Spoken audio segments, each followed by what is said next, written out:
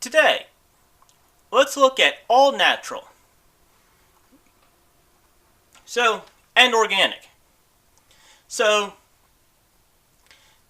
one of the common ideas that you get in the same kind of community that does the all natural treatments and the homeopathy is this idea that if it's all natural, it must be good.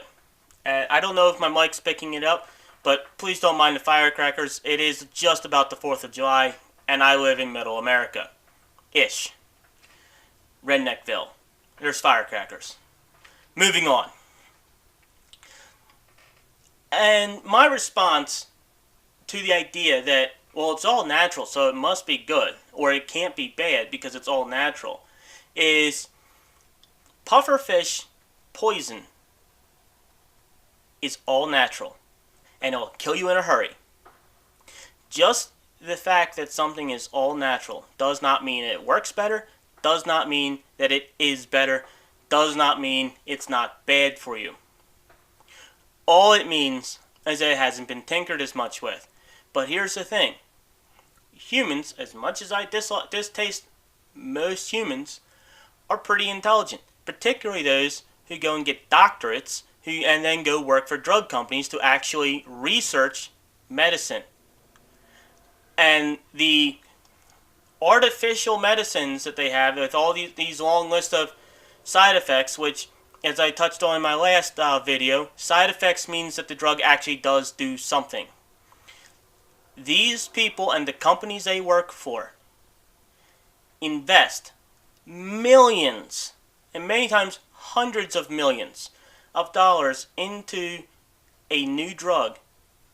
Not only to develop the drug in the first place, but then to make sure that drug works, and then to make sure that that drug is reasonably safe. People selling the all-natural treatments tend to fall into the, well, if it was used by ancients, it must be good.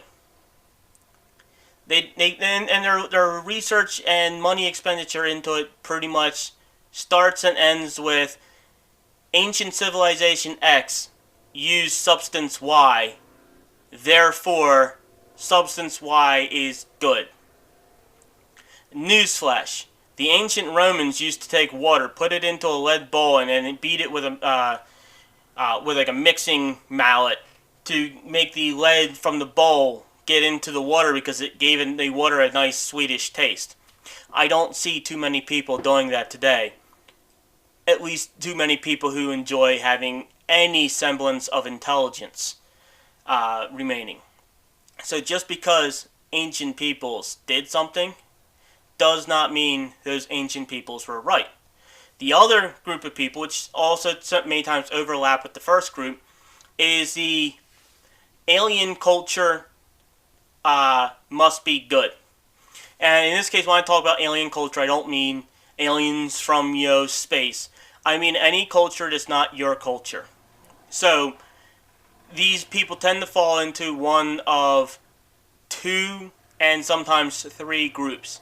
The first group is the Indian American cultures. So if a group of Indians was using some substance or some method, well, they must have known something. So this is definitely what we should do. The next group is your Far Eastern, and they fall into it's basically similar to the first group. And to a lesser extent, you get some people who fall into with the ancient pagans and whatever the hell they did. And it pretty much falls into this. It's not a modern Western view. Therefore, they must have known some secret that modern medicine doesn't know yet. And that's the reason modern medicine doesn't use these techniques, is they're ignorant of these techniques. However, the problem with this is, once again, well, two problems. One, the companies that are developing actual medicine are spending a lot of time and effort in developing this medicine.